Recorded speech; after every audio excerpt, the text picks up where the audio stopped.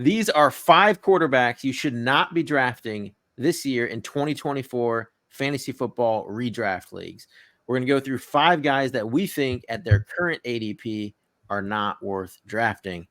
We'll start off at number 5 with Patrick Mahomes. Start with the best quarterback in the league to fade in fantasy football. He is going as the QB3 in the early 4th round. So looking back into previous years, he was the quarterback 7 last year.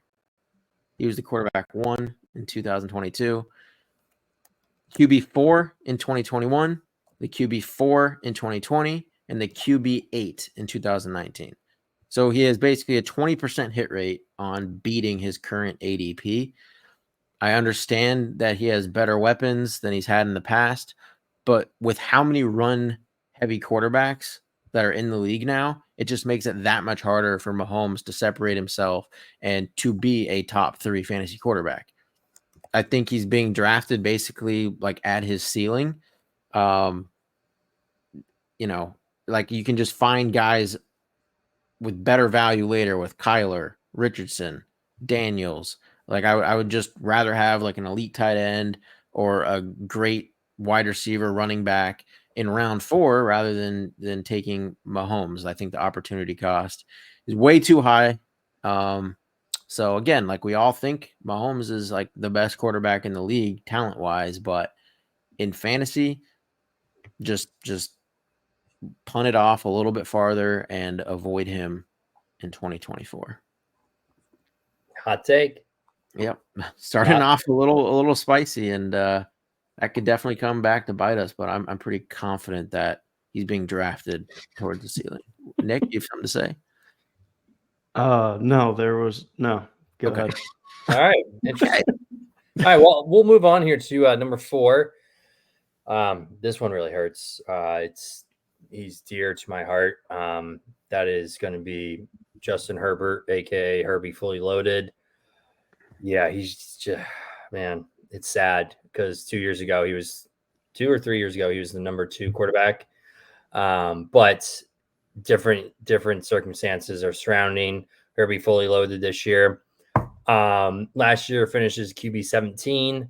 This year is going off the board around QB 15, 8th and 9th round.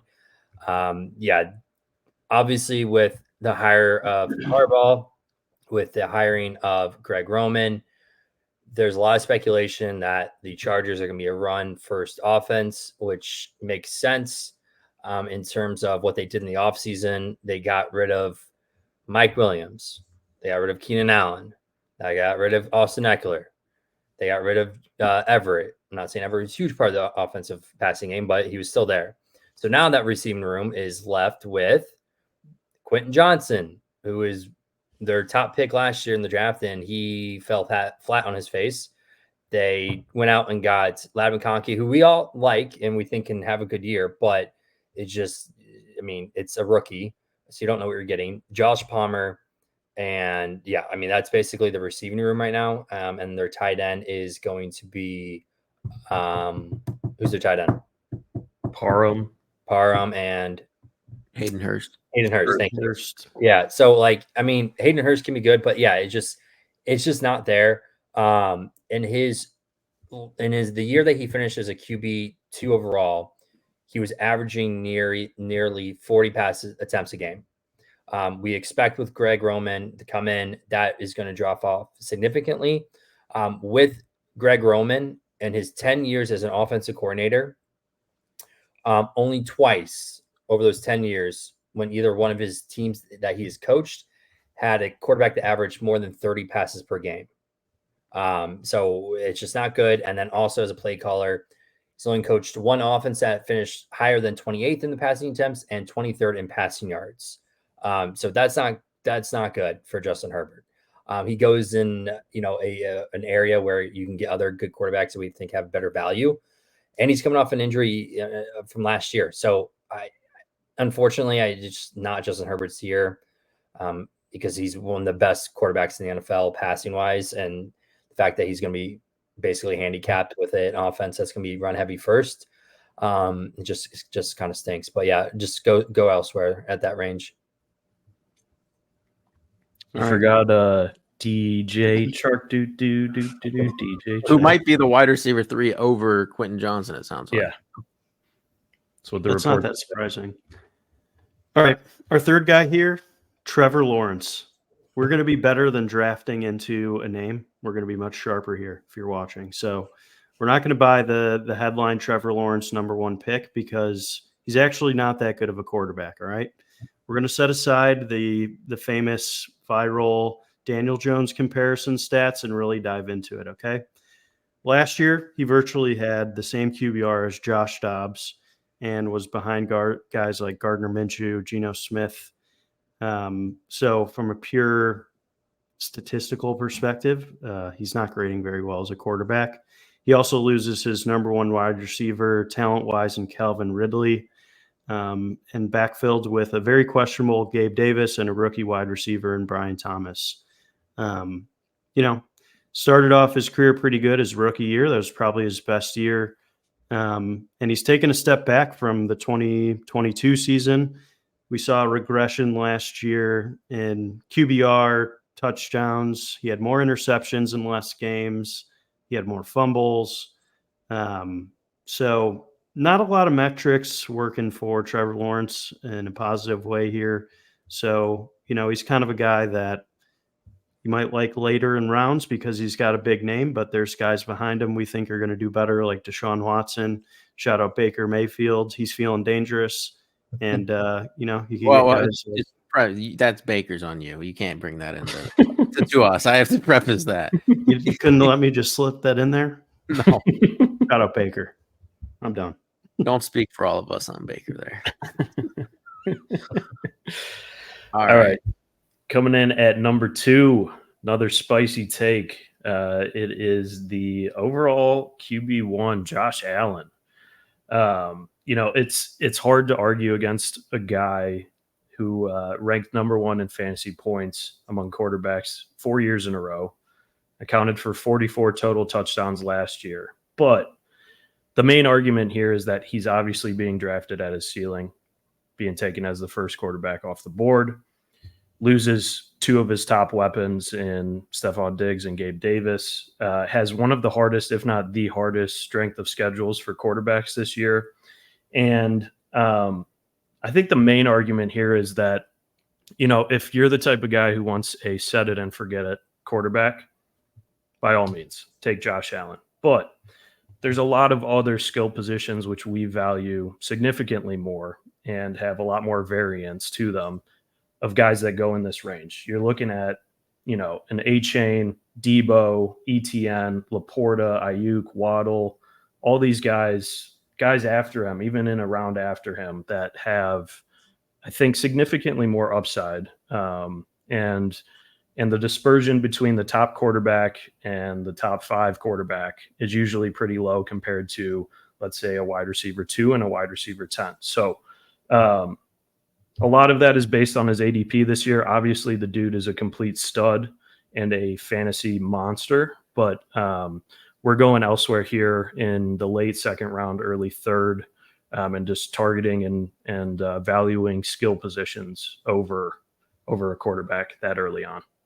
A lot of opportunity cost. Yep. Just imagine. Imagine, like, you stack Waddle with an Anthony Richardson who goes, a couple rounds behind him, just play that into your picking of Josh Allen and why not to take him. Yep. And I'll add one more thing. Just imagine you're playing to go to the fantasy championship in week 17. You get there. Now you have to play the Jets in a divisional game in the cold. Against one of the best the best defense in the league. So do you think he's gonna have a ceiling performance that week, or like a really good? Just another thing to think of when you take Josh Allen this year. Okay, last one, #1 for us. We had a lot of big hitter names on this list, so we could be getting chewed out in the comments. But it's going to be CJ Stroud. I think he is the most mispriced quarterback on the board. going as quarterback 6 in the 5th round is absolutely insane to me. Last year, the year that everyone thought in his rookie year had this breakout. Everyone thought he looked great. He was the overall quarterback 13. Like I know he missed a few games, but even in the games that he played, like he was the quarterback 11 in fantasy points per game. So despite how great he played, he was still outscored by Cousins, Jordan Love, Dak, Joe Flacco, Purdy, Fields, Richardson, Kyle in fantasy points per game. All those guys were better. Again, he's a pure pocket passer. I mean, yes, he runs scrambles more than anything, but he's pretty much a pocket passer. And in today's era, it's just like you to be drafted that high. I mean, like I said, we're even fading Patrick Mahomes at quarterback 3, but like you have to kind of add something with your legs as well. So this year, some names that go after him were, some of those guys I mentioned that outscored him last year. So you got guys like Burrow and Kyler and Dak, rookie Jaden Daniels, who's going to be a monster on the ground. I would rather take Baker where he goes at ADP than CJ Stroud. I'll say that. Maybe 10 last year. There. And Richardson basically goes at the exact same ADP as Stroud. So if you take a QB in this range, just take him, who was averaging, I know he only played like 3 games, but he was averaging about 22 fantasy points a game in those 3 games. I would be willing to bet a lot of money straight up with anyone that if they played a full season, Richardson versus Stroud, both healthy, Richardson is going to outscore Stroud. And then I also just prefer other skill position players over Stroud in that range as well. I get it. They got Diggs, but I just think it's going to take an absurd outlier season for Stroud to pay off this ADP. Like, if you love Stroud and you want to ride with him in some way this year, just bet him to win MVP rather than take him in fantasy, because for him to pay off this ADP, I think he has to win MVP basically. So again, just fade Stroud this year in fantasy. Where's the ticket, Nick? Where's the ticket? I already got the Texans Super Bowl in there, so yeah. So just do something like that if you really believe in Stroud. But I just think in fantasy, just go elsewhere. All right, that will do it for our 5 quarterbacks to avoid. If you like the video, please leave a thumbs up and subscribe, and leave a comment on guys you think are overrated or guys to avoid. I'm sure we're gonna get roasted for some of our picks here. Stroud boy is going to be in the comments. Oh yeah. All right. Me? Well, Yeah. Thank you guys. Thank you guys for watching, and we will see you next time.